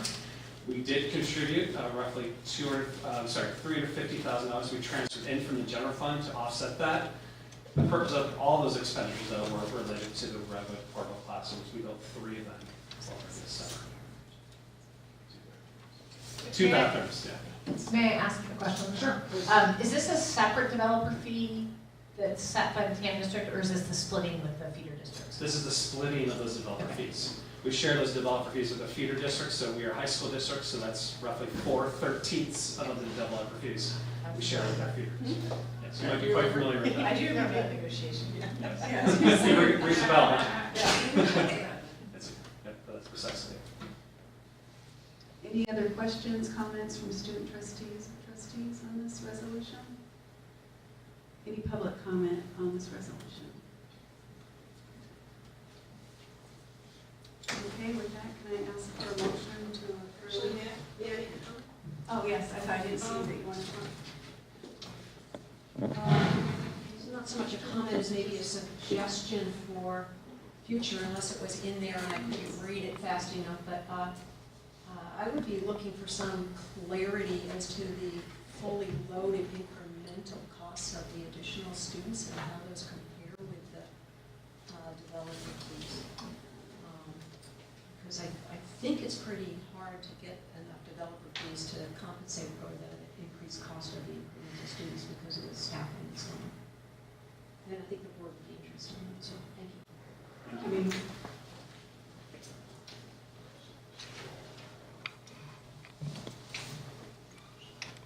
So can I ask for a motion to adopt resolution 18-15? So moved. Is there a second? I second Thank you. This is a roll call vote, Mary? Ms. Owens? Aye. Ms. Ronick? Aye. Mr. Oppenheim? Aye. Mr. Saavedra? it. Aye. Ms. Harlander? Aye. Thank you, that passed. Thank you very much. Thank you. We already passed the consent items, and now we'll move on to board communications. The board, can you close that for a moment, please? Sorry, yeah, you have. Speak quickly. Right. Under board communications, there's further correspondence with Mr. Swergo and the district office regarding gun safety. And there's follow-up discussions with Mr. Swergo on this item. And now we move on to trustee reports, which we think we can skip over because none of us have done our new assignments yet. Unless, just a moment, I said unless Barbara. I just, after the last board meeting, the next day, there were two meetings. There was the Educator Effectiveness Committee that meets, as I said, at 7:30, where we were introduced to more projects about Jim Hoagrum and Linda Jackson have taken some real leadership there. And Tara was there. And so I think there's some interesting projects in the works and interesting discussions. And we're suggesting perhaps that at the next Marin County School Boards Association meeting, that perhaps this might be a topic for discussion, because I don't think we've done it as a group before. At the JLAC, we listened to Jeff Ball and Andrea, I can't remember her last name, but they're both they're lobbyists who work for us, our collaborative in Marin County. And of course, they were giving just some predictions about what we hope our Gavin will do in terms of, he knows our issues, but his major pitch in terms of education looks like it's preschool ed, so we won't know that. And I think there's ongoing work in terms of how we address the issues around the pensions. I haven't heard much about special ed except that everybody is under that mandate. And again, all of this seems to be up in the air. We're encouraging our students to attend with us Legislative Action Day, which will be in January 23rd. There's an additional one that CSBA organizes for all of us that is also very good and well worth, I think, our attendance there, and that is in April, I believe. I attended, let's see, I visited San Andreas yesterday and Drake yesterday. My concern is for the staff and the students for what they're dealing with right now. But it seems to me that there are programs and people in place to help folks get through this very difficult season, I think. So thank you. Okay, thank you, Barbara. We'll move on to the board president report, which I don't have a lot to report, but I do want to welcome again the new board members, and we will look forward to a governing workshop where a lot of these ways that we'll work as a new board and go through issues, how we want to conduct business, and I think I'm really looking forward to doing that. So now we'll move on to the time for public comment for items not on the agenda. What a surprise. No, it was actually.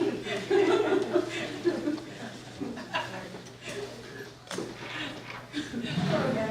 I made a personal vow to myself that each time that I came here and had a chance to speak over the next however long until it happens, that I would lobby for two things, one of which I already lobbied for, which is that we should be reserve rebuilding. And that's on the agenda, by the way. That's So I okay. thought you had you off And the the pass. other We don't need to thing- hear the that other- one only okay, because I and want the to stay other with this. thing- Okay, the other thing not on the agenda. The other thing not on the agenda is that I would like to strongly urge that the board and senior management consider convening an independent, small fiscal advisory committee. I recognize you have one with a title like that, you could title it something else.